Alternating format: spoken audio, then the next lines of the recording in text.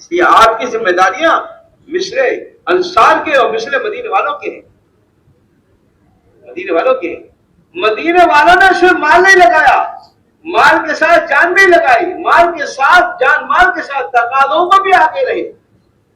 आप जितने तकादे देख लो, आप जितने गज़वात उठा के पढ़ लो कि उसमें मुहाजिरिन कितने हैं, अंसारी कितने हैं, और आप सबकी कुर्बानी को मिला। लेकिन मेरे मोहतरम भाई दोस्तों, हज़रत বলেন যে আজকে আল্লাহ রাব্বুল ইজ্জত আপনাদের ঢাকাওয়ালাদেরকে একটা মার্কাজি সম্মান দিয়েছেন। আপনারাই দেখেন যে যে কোনো জেলায় যে কোনো দেশে যখন আপনারা জামাত নিয়ে যান, মানুষ কি পরিমাণ খুশি হয়, হ্যাঁ, যে মার্কাজি জামাত আসছে, ঢাকার জামাত আসছে, কি পরিমাণ ইকরাম এবং কি পরিমাণ মোহাম্মত আপনাদেরকে। তো ভাই দোস্তরা, তো এই যে শরফ, মর্তবা, সম্মান আল্লাহ তাআলা দিয়েছেন, হ্যাঁ, কেন?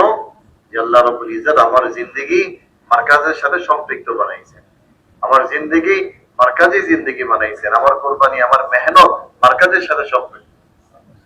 এই জন্য মোহতারাম ভাই দোস্ত, আরে সবসময় শহরওয়ালারা, এটা যারা গ্রামে থাকে, যারা দূরে থাকে, তাদের চাইতে সবসময় তাদের মর্তবা সব জায়গায় তারা সবসময় অগ্রসর থাকে। শহরওয়ালারা যে কোনো দিক থেকে গ্রামওয়ালাদের চাইতে আগে থাকে, গ্রামওয়ালাদের চাইতে তাদের সব দিক থেকে অগ্রসরতা থাকে, তাদের প্রাধান্য থাকে, সব জায়গায় এটা নয়। তো মদিনার আনসারদেরকে আমরা দেখি যে মদিনাওয়ালা তারা অন্যান্য যে দিহাত, মদিনার চারপাশের আত্রাফে যারা থাকতো, তাদের উপর মদিনাওয়ালাদের যে সম্মান ছিল, এটা শুধু মদিনা হওয়ার কারণে ছিল না যে তারা মদিনায় থাকে এই জন্য তারা সম্মানী, বরং মদিনাওয়ালাদের যে সম্মান আল্লাহ রাব্বুল ইজ্জতের পক্ষ থেকে, হুজুর সাল্লাল্লাহু আলাইহি সাল্লামের পক্ষ থেকে তাদের যে সম্মান আল্লাহ রাব্বুল ইজ্জত পূজা করেছেন, সেটা ছিল তাদের কুরবানির কারণে, তাদের মুজাহাদার কারণে, আল্লাহ পাকের রাস্তায় নিজের জানমাল সময়কে দেওয়ার কারণে মদিনাওয়ালাদের এই সম্মান তৈরি হয়েছে। সব জায়গার মধ্যে আমরা দেখি যে মুহাজির আর আনসার কোরবানির প্রতিযোগিতা যখন হয়েছে, তো এই মদিনাওয়ালারা কোরবানির লাইনে সবসময় আগে ছিল, সবসময় আগে ছিল। কিভাবে? বলে বদরের মধ্যে দেখেন 14 জন শহীদ হয়েছে, এই 14 শহীদের মধ্যে 6 জন ছিলেন মুহাজির আর 8 জনই ছিলেন আনসারদের মধ্যে। উহুদের মধ্যে 70 জন শহীদ হয়েছেন, বেশিরভাগ ছিলেন আনসারদের মধ্যে। মোহতারাম ভাই দোস্তরা, সমস্ত জায়গার মধ্যে আনসারদের যে প্রাধান্যতা, এটা ছিল আনসারদের কুরবানির বুনিয়াদের উপর।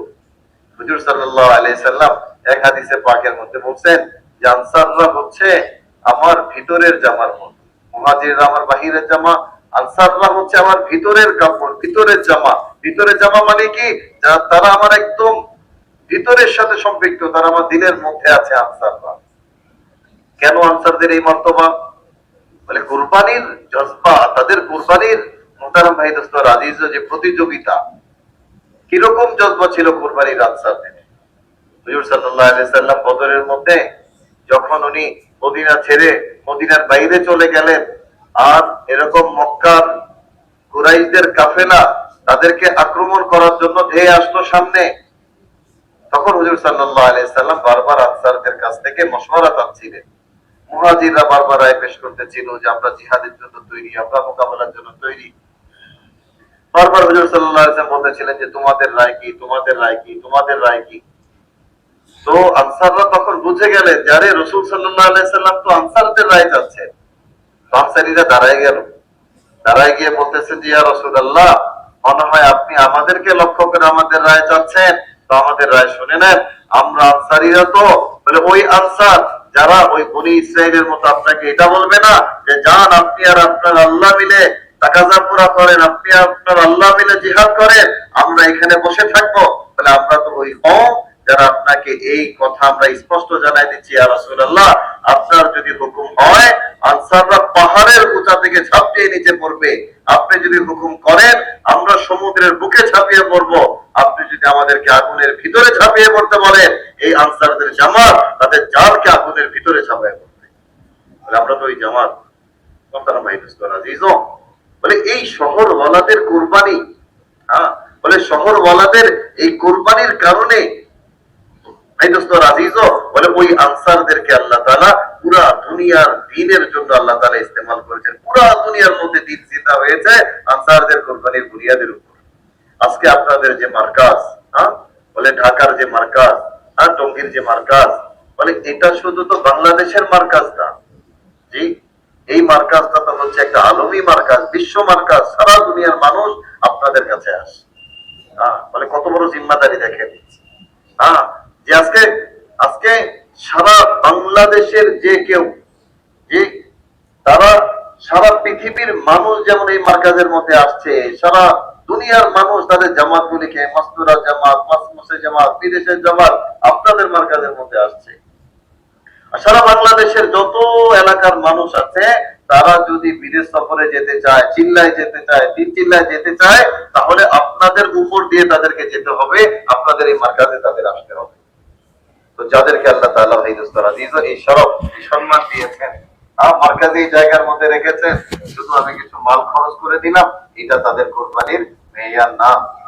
যাদেরকে আল্লাহ তাআলা এই মার্কাজী জায়গার মধ্যে রাখছেন, এই ঢাকা শহরের মধ্যে রাখছেন, মোহতারাম ভাই দোস্তর আজিজও, বলে যেমন মাল লাগাইতে হবে, জাল লাগাইতে হবে, ওই আনসারদের নমুনায় নিজেদেরকে পেশ করতে হবে।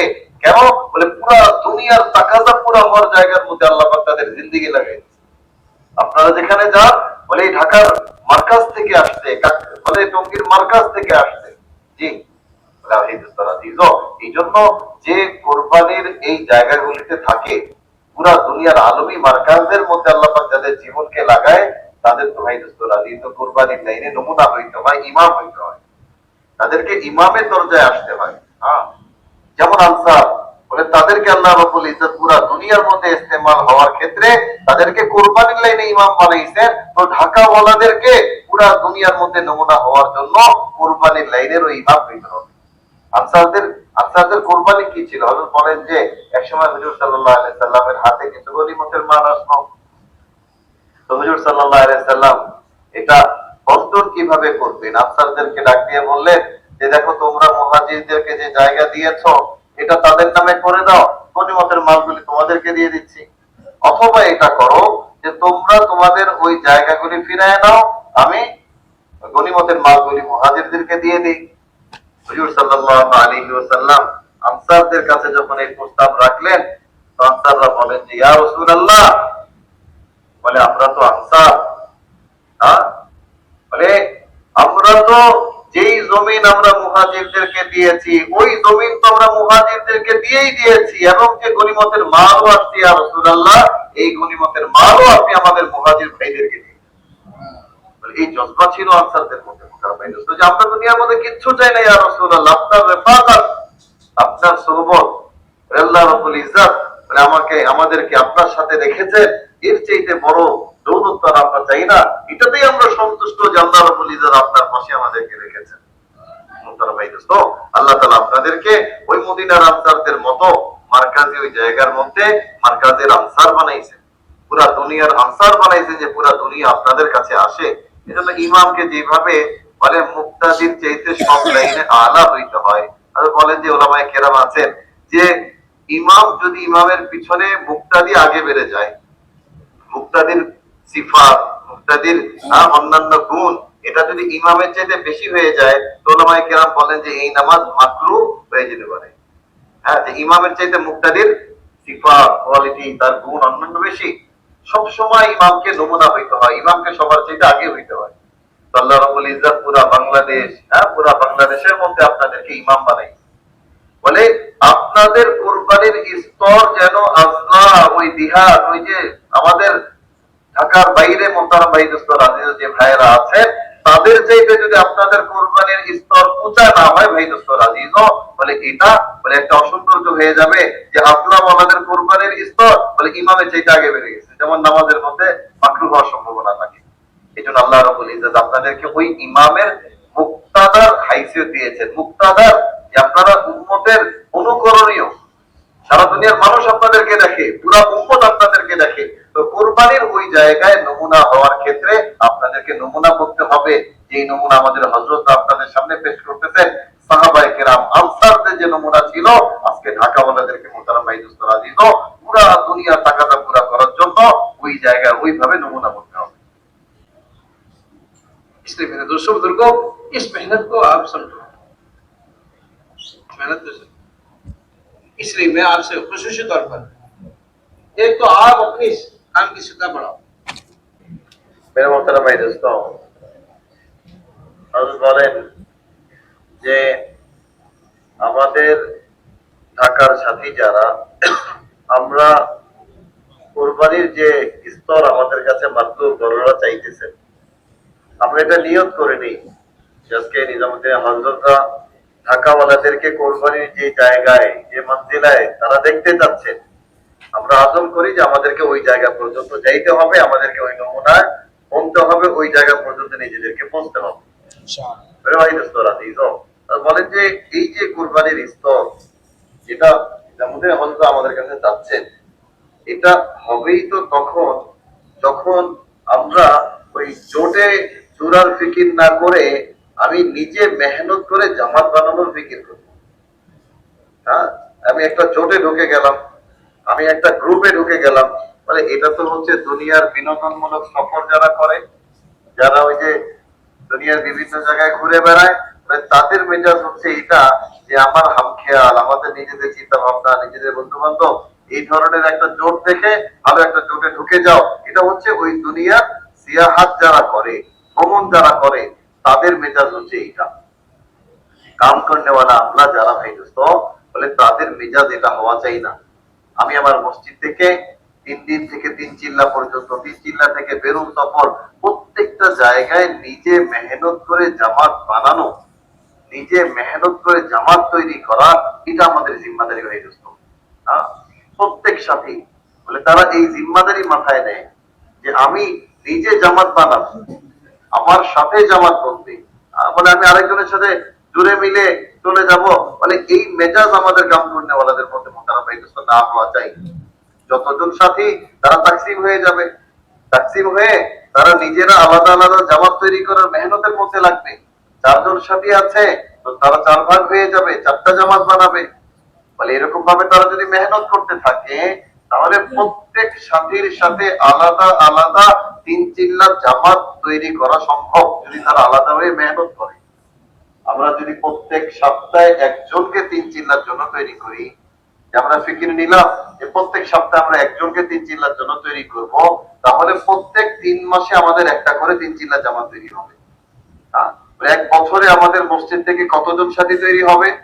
নতুন দেখা যাবে 40 জন, 50 জন নতুন সাথী আমাদের মসজিদের ছাতা থেকে নতুন তৈরি হচ্ছে, যারা 4 মহিনা লাগাইতেছে।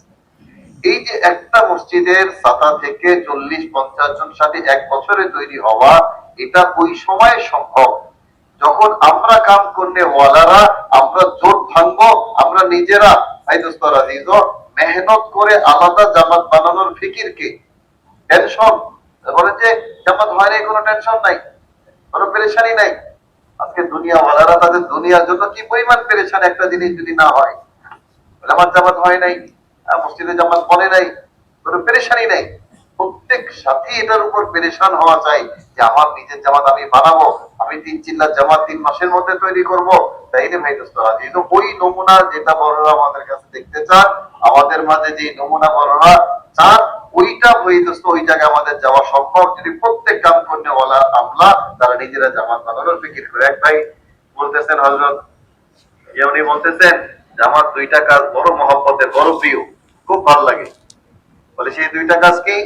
একটা হচ্ছে জামাতের সাথে নামাজ পড়া। বলে কেন? বলে জামাতের সাথে নামাজ পড়লে বলে টুকটাক কিছু ভুল ত্রুটি যাই হয়ে যাক, সব ইমামের কাঁধে। বলে ইমাম যেমনে চালায় আমরা শুধু রুকু সিজদা করি, আরামসে আমার নামাজ হয়ে যায়, ভুল ত্রুটি হইলেও মাফ হয়ে যায়। বলে ইমামের কাঁধে দিয়ে আরামসে আমি নামাজ পড়ে ফেলি। বলে আরেকটা কি? আরেকটা হচ্ছে তৈরি একদম রেডিমেড জামাত তৈরি হয়েছে, জামাতের মধ্যে আমি জুড়ে গেলাম, জামাতের সাথে জুড়ে গেলাম। জামি সাহেব যখনই এরকম জামাত তৈরি হবে আমাকে ফোন দিবেন, ফোন দেওয়ার সাথে সাথে আমি চলে আসবো। রেডিমেড জামাতে যখন চলে যায় তো মেজাজও রেডিমেড, যে খানা একবেলা যদি একটু এদিক সেদিক হয়ে যায় তাহলে সে বলতে থাকে আরে পুরা জামাতের সাথে বেউসিলের সাথে চলতেছে। কেন?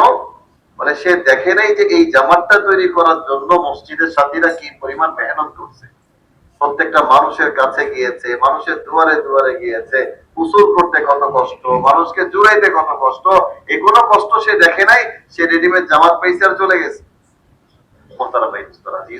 বলে আল্লাহ রাব্বুল ইজ্জত আপনাদের ঢাকাওয়ালাদেরকে আল্লাহ তাআলা বলে এক মারকাজি মাকামের মধ্যে আল্লাহ তাআলা আপনাদেরকে ওই জায়গা দিয়েছেন যে পুরো দুনিয়ার মধ্যে আপনাদেরকে নমুনা হইতে হবে। তাহলে বলেন যে আপনারা ঢাকাওয়ালারা যদি এই একটা বিষয়ে আপনারা আপনাদের দিল দিমাগের মধ্যে এই বিষয়টা নেন যে আমরা জোটের মধ্যে চলবো না, আমরা প্রত্যেকে জামাত বানাবো, মসজিদের 3 দিনের জামাত থেকে শুরু করে 3 চিল্লা বেরুনের সফর, এটা আমি জোটের মধ্যে জোটবদ্ধ ভাবে চলার মেজাজকে আমি নিব না।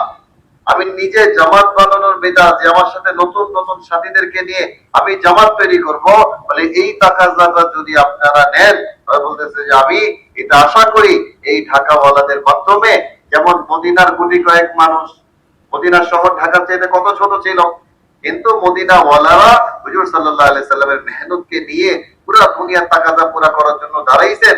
আল্লাহ ওই ছোট্ট মজমাকে পুরো দুনিয়ার মধ্যে দিন জিন্দা হওয়ার জরিয়া বানাই দিয়েছেন। আজকে ঢাকার যে মজমা কাম করনেওয়ালা আল্লাহ যারা ভাই দোস্ত আপনাদেরকে আল্লাহ তাআলার সামনে নিয়ে আসছেন, আপনারা যদি এটা নিয়ত করেন যে আমরা নিজেরা জামাত তৈরি করব, আমাদের নিজেদের সাথে প্রত্যেক 3য় বছরে আমি বিদেশ সফর করার জামাত আরেকজন আমাকে বলে দিতে হবে না। মানে একজন ব্যক্তিকে যদি কেউ বলে না দেয় যে 3য় বছরে আপনার বিদেশে 5 মাস যেতে হবে, তাহলে 10 বছরও সে মনে করে না যে আমার নেশা হচ্ছে 3য় বছরে বিদেশ সফর করা। একবার বিদেশ সফর করছে, এরপরে 10 বছর যদি কেউ স্মরণ না করায়, তাহলে সে ভাই দোস্ত আজিজ বলে এইভাবে চলতেছে, বলে 3য় বছরে বিদেশ সফর করা 5 মাস লাগানোর ফিকির নাই। আপনারা যদি এই ফিকিরটা নেন যে আমরা আমাদের জায়গা থেকে আমরা নিজেদের মতো করে জামাত তৈরি করব, আমরা মুহতারাম ভাই দোস্ত নতুন সাথীদেরকে নিয়ে জামাত তৈরি করব, পুরাতন সাথীরা একত্রিত যাব না, তাহলে আল্লাহ করেন এই ঢাকাওয়ালাদের মধ্যে আল্লাহ পাক এমন ইস্তেদাদ আপনাদের যে যোগ্যতা আল্লাহ তাআলা রাখছেন, আমি মনে করি এই ঢাকা থেকে পুরা দুনিয়ার সমস্ত দেশের তাকাজা শুধু ঢাকা শহর থেকে পুরা হওয়া সম্ভব। পুরা দুনিয়ার তাকাজা পুরা করার মতো আমরা এই ঢাকা শহরের মধ্যে আছি। এটা বলে ঢাকা শহর একটা শহর না, এটা একটা শহর না। বলে এটা একটা মারকাজি জায়গা যেখান থেকে পুরো আলমের তাকাজা পুরা হওয়ার মতো ইস্তেদাদ এই আমলাদের আছে। এই জন্য মোহতারাম ভাই বলে আমরা সবাই প্রত্যেকে এটা নিয়ত করে ফেলি যে আমার মসজিদে 4 জন সাথী আছে, আমি 4 ভাগ করে ফেলি। হ্যাঁ, আমার মসজিদের মধ্যে মোহতারাম ভাই দোস্ত মানে যে কয়জন সাথী আছে আমি ভাগ করে আলাদা আলাদা জামাত তৈরি করব। এইভাবে যদি আমরা ঢাকার মেহনত করনেওয়ালারা তারা এই কাজটাকে বলেন যে গতকাল এই ব্যাপারে আরো বিস্তারিত কথা হয়েছে, জি বিস্তারিত কথা হয়েছে, আজকে আমরা ওই বিস্তারিত কথা বলবো না, সংক্ষিপ্ত ভাবে যে কথাটা আপনাদের জেহেনে আমরা দিতে চাই যে এটাকে যদি আপনারা দিল দিমাগে নেন এবং এই কথাটাকে শহরের সব সাথীর মধ্যে চালান, সব হালকার মধ্যে চালান, সমস্ত মজমার মধ্যে চালান যে আমাদের এইভাবে আর জোটবদ্ধ চলা চলবে না, আমাদের আলাদা আলাদা, যেমন আম্বিয়া আলাইহিমুস সালাম দুনিয়ার মধ্যে আসতেন আর ওনারা আসতেন একা, কিন্তু মেহনত করতে করতে তাদের সাথে আমলা তৈরি হয়ে গেল। এই আমলা তৈরি করার মেজাজ এই ব্যাপারে হযরত প্রায় 2 দিন 3 দিন যাবত এই একই কথা বলতেছেন। হযরত তার পুরাতন একটা কথার মধ্যে বলেন যারা আমলা তৈরি করে না তারা নিজেরা ইনফিরাদি কাজ করতেছে, তাদের মেহনতের দ্বারা এটা ইস্তেমাই কাজটা তারা ইনফিরাদি কাজ করতেছে। এটা হযরত 3 দিন আগে এই বয়ানের মধ্যে বলছে। আর যারা নিজেদের সাথে আমলা বানাইতেছে তাদের কাজটা হচ্ছে ইস্তেমাই কাজ। 3 দিন से पहले वो बात मैंने তো নবীরা একা আসতেন, কিন্তু নবীদের মেহনতের মাধ্যমে আমলা তৈরি হইতো। এই আমলা তৈরি করার মেজাজ যদি আমাদের মধ্যে না আসে ভাই দোস্ত, এভাবে কাজ চলতে থাকবে। 10 বছর আগে কাজ যেখানে ছিল 10 বছর পরেও কাজ এখানে, 10 বছর পরে কাজ ওইখানেই আছে। কেন বলে ওই আমলা তৈরি করার মেজাজ প্রত্যেক সাথী নেয় নাই। যে নবীরা যেমন একলা আসতেন, আমাদের নবী জনাবে মুহাম্মদ রাসূলুল্লাহ সাল্লাল্লাহু আলাইহি ওয়াসাল্লাম উনি যেভাবে একলা আসছেন কিন্তু যাওয়ার সময় উম্মত বানায় গেছেন, আমলা বানায় গেছেন। আমার ভাই দোস্ত বলে আমরা প্রত্যেক সাথী হযরত বড় বড় উম্মীদের সাথে আপনাদের কাছে এই কথা বলতেছেন যে আপনারা ঢাকাওয়ালারা এই কথাটা দিলের মধ্যে নেন যে আমরা আমরা আমরা জামাতবদ্ধ, আমরা জোটবদ্ধ হয়ে চলবো না, আমরা প্রত্যেক সাথী আমলা বানানেওয়ালা হব। যে মেহনত কোরবানি মসজিদের সাদায় মেহনত করতে করতে আমরা আমরা নতুন সাথীদেরকে নিয়ে জামাত তৈরি করতে করতে 3 দিনের জামাত থেকে শুরু করে বেরোন সফরের জামাত, আমরা নিজেদের সাথে নতুন আমলা তৈরি করে আমরা ইনশাআল্লাহ এভাবে জামাত তৈরি করব। যদি এই ধারাবাহিকতা ঢাকার মধ্যে চলে, ঢাকাওয়ালারা যদি হযরতের এই আওয়াজকে দিলের মধ্যে নেয়, আল্লাহ পাক এই ঢাকার দ্বারা পুরো দুনিয়ার তাকাজা পুরো করে দিবে ইনশাআল্লাহ। करेंगे इंशाल्लाह इसकी फिक्र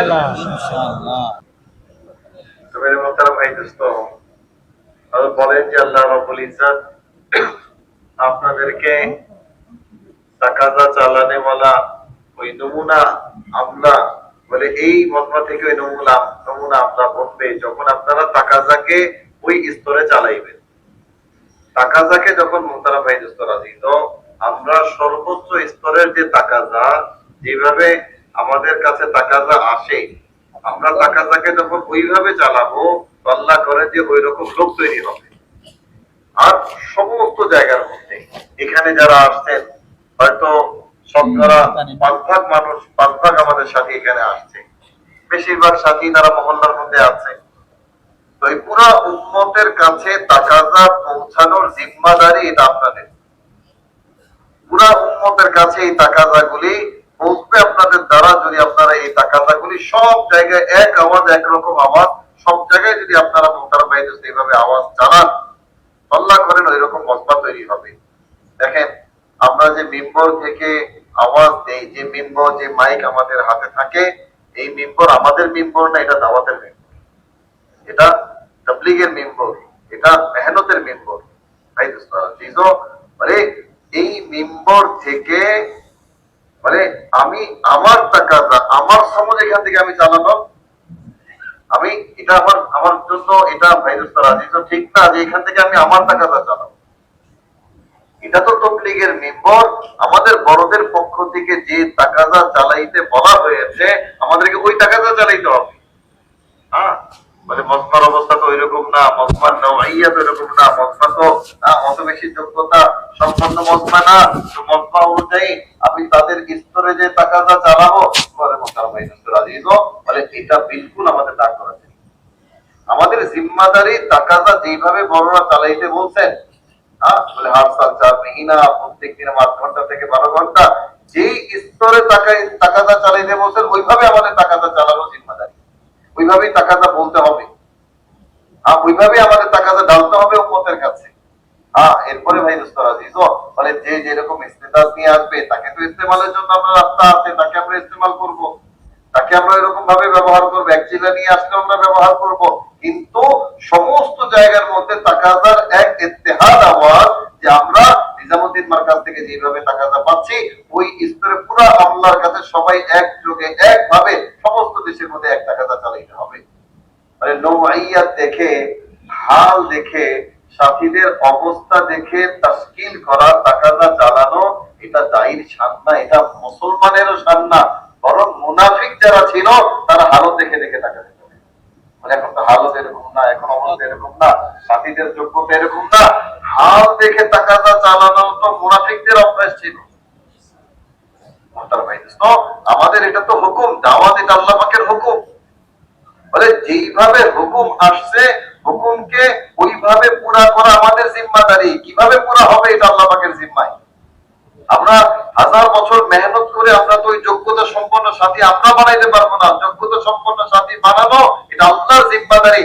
আমরা যখন কাম দিব, কাম সাথীদেরকে যোগ্যতা সম্পন্ন বানাবো, আমরা বানাইতে পারবো না। বলে যখন সাথীদের কাছে তাকাজার পর তাকাজা দিতে থাকবো, তাকাজার পর তাকাজা ঢালতে থাকবো, এই তাকাজা এবং এই কামের দ্বারা সাথী যোগ্যতা সম্পন্ন হবে। সাহাবায়ে কেরাম রাদিয়াল্লাহু তাআলা আজমাইন, ওনাদের মধ্যে এরকম যোগ্যতা তৈরি হয়েছে হুজুর সাল্লাল্লাহু আলাইহি সাল্লামের তাকাজা ঢালার কারণে। তাকাজার পর তাকাজা দিচ্ছেন, তাকাজার পর তাকাজা দিচ্ছেন। যেই আল্লাহ, যেই মজমা, ওমর রাদিয়াল্লাহু তাআলার কথা চিন্তা করেন যে উনি ওনার বকরি কতটা নিয়ে যাচ্ছেন, কতটা ফিরায় নিয়ে আসছেন, এতটুকু পর্যন্ত উনি জানতেন না, এতটুকু যোগ্যতা ওনার ছিল না। কিন্তু হুজুর সাল্লাল্লাহু আলাইহি সাল্লামের সুন্নাতে যখন আসছেন আর নবীর তাকাজাগুলি যখন এই ধরনের মানুষের উপর তাকাজা চালাইছেন, আল্লাহ রাব্বুল ইজ্জত ওই আল্লাহকে পুরা দুনিয়া চালানেওয়ালা বানাই দিয়েছেন। তো আমরা এটা চিন্তা না করি যে কেমনে চলবে, কিভাবে হবে, এটা চিন্তা আমরা না করি। আমাদের চিন্তা তো এটা যে আমাদের বড়রা যেই স্তরে তাকাজা চালাইতে বলছেন আমরা ওইভাবে তাকাজা চালাবো, ওইভাবে কাম উম্মতের ময়দানে ঢালবো। মাওলানা ইউসুফ সাহেব রহমতুল্লাহ আলাইহি বলতেন যে এই পরিমাণ তাকাজা সাথীদের মধ্যে চালাও, এই পরিমাণ তাকাজা সাথীদের মধ্যে চালাও যে সাথীরা মাথা চুলকাবে, এটার ফুরসত সাথীদের না আসে, মনেই না থাকে যে মাথা চুলকাইতে হবে, বলে এই পরিমাণ তাকাজা তার উপর ঢালতে থাকো।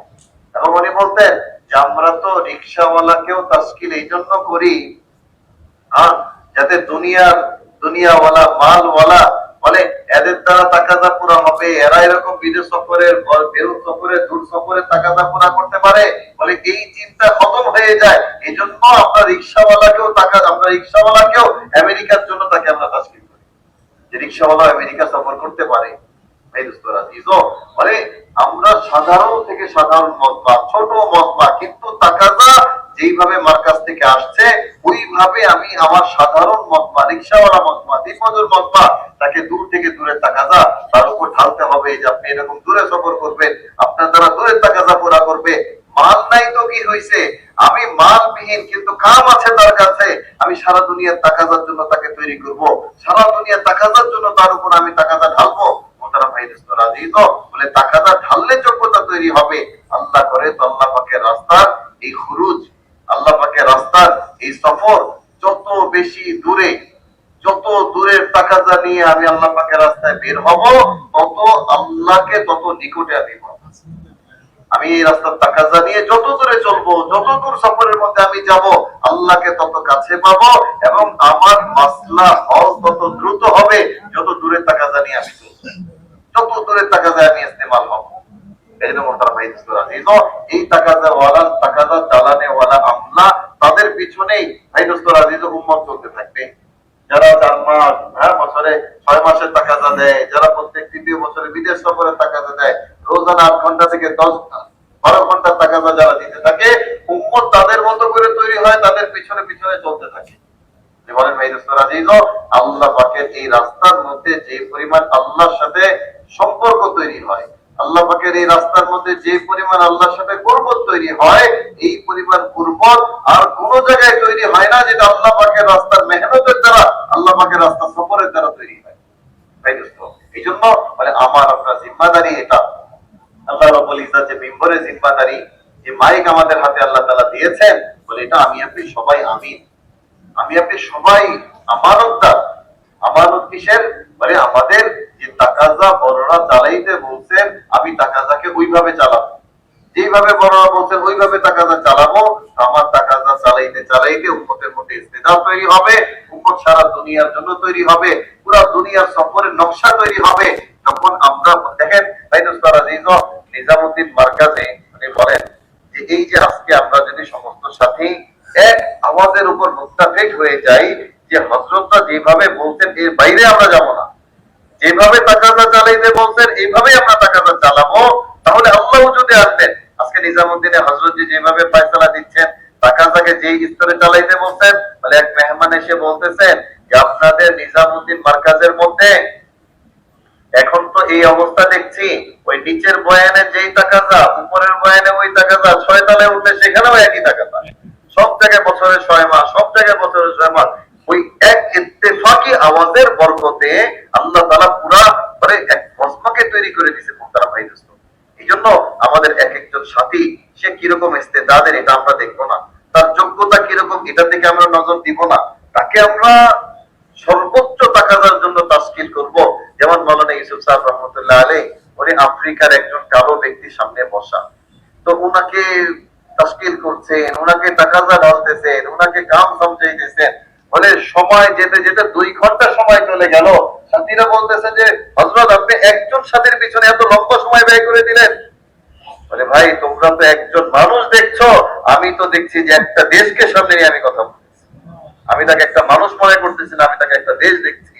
বলে ওই আফ্রিকার মানুষটাই বলে ওই দেশের পুরা দেশ খোলার জন্য চাবি হয়ে গেছে, একটা দেশ আল্লাহ পাক তার দ্বারা খুলে দিয়েছেন।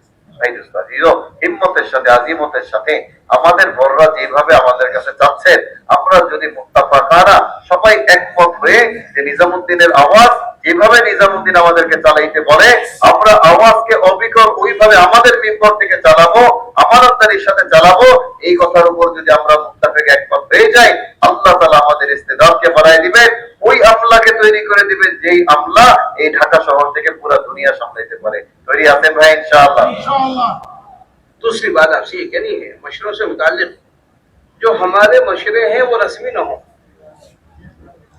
आप अपने मस्जिद का मशरा, सबसे ज्यादा अमल वो मशरे का है, मस्जिद का मशरा, हल्के का मशरा, और आपके क्या होता है, शब गुजारी का मशरा, जिलों का मशरा, और आपके ढाका का मशरा, और आपके मुल्क का मशरा, और आलम का मशरा। सबसे ज्यादा अमल अगर कोई है तो मशरा।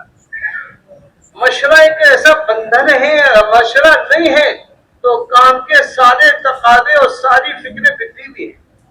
मेरी फिक्र अलग, इनकी फिक्र अलग, इनके जहन में तकादा अलग, इनका तकादा अलग, इनका तकादा अलग। ये सारे तकादे और फिक्रों के जमा करने का अमल जो है वो मशरा है। अगर मशरा नहीं है तो हमारे पास कोई बंधन नहीं है, सब आजाद है। তো মেরে মোহতারাম ভাই দোস্ত, বলেন যে দ্বিতীয় আর একটা গুরুত্বপূর্ণ বিষয় যেটা আপনাদের সামনে রাখতে চাই, সেটা হচ্ছে যে আমাদের এই কাজের মধ্যে সবচেয়ে বেশি যে কাজটা ইহতেমাম করতে হয় বা যে কাজটা আমাদের বেশি করতে হয়, সে আমাদের ঢাকা শহরে জেলার মশওয়ারা আছে, সব গুজারির মশওয়ারা আছে। তো এই যে মশওয়ারা গুলি, জি ভাই, বলে মশওয়ারাকে ভাই দোস্ত একটা হচ্ছে মামুলের উপর চালায় দেওয়া। এটা কোনো তারাক্কির আলামত না যে কাম আগে বাড়তেছে, কাম বাড়তেছে। বলেন যে আমাদের মশওয়ারাটাকে মামুলের বাইরে গিয়ে চিন্তা করতে হবে যে আরো সামনে কি হইতে পারে, বয়ান কি করবে, এটা কি করবে, একটা সাধারণ বিষয় যেটা ধারাবাহিকতা চলতেছে, এইভাবে মশওয়ারাটাকে চালায় নেওয়া, এটা কোনো তারাক্কি না পারে। ভাই দোস্ত, বলে আমাদের সমস্ত কাম, সমস্ত তাকাজা, বলে এটা তো আসে মশওয়ারার মধ্যে। একজন ব্যক্তি বাইরে যাবে, এটা